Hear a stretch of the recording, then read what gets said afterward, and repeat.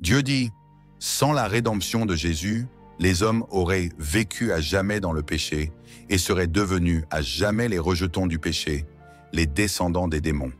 Continuant ainsi, le monde entier serait devenu le territoire de Satan, son lieu de résidence. Cependant, l'œuvre de rédemption exigeait de la miséricorde et de la bienveillance à l'égard de l'humanité. Ce n'est que grâce à cela que l'humanité a pu recevoir le pardon et acquérir finalement le droit d'être rendue complète et entièrement gagnée par Dieu. Sans cette étape de l'œuvre, le plan de gestion de 6000 ans n'aurait pu progresser. Si Jésus n'avait pas été crucifié, s'il n'avait fait que guérir les malades et exorciser les démons, alors les hommes n'auraient pas pu être complètement pardonnés de leurs péchés. Au cours des 3 années et demie que Jésus a passé sur terre à réaliser son œuvre, il n'a accompli que la moitié de son œuvre de rédemption.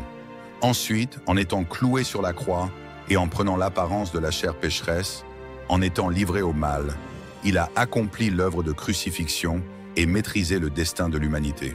Ce n'est qu'après avoir été livré aux mains de Satan qu'il a racheté l'humanité. Pendant 33 ans et demi, il a souffert sur la terre, été ridiculisé, calomnié et abandonné, au point même qu'il n'avait nulle part où poser sa tête, nulle part où se reposer, et il a ensuite été crucifié, son être tout entier, un corps sain et innocent, cloué sur la croix. Il a enduré toutes sortes de souffrances possibles. Les dirigeants se sont moqués de lui et l'ont fouetté, et les soldats lui ont même craché au visage. Pourtant, il a gardé le silence et a enduré jusqu'au bout, se soumettant inconditionnellement jusqu'à la mort, à la suite de quoi il a racheté toute l'humanité. Ce n'est qu'alors qu'il a pu trouver le repos. L'œuvre que Jésus a réalisée ne représente que l'ère de la grâce.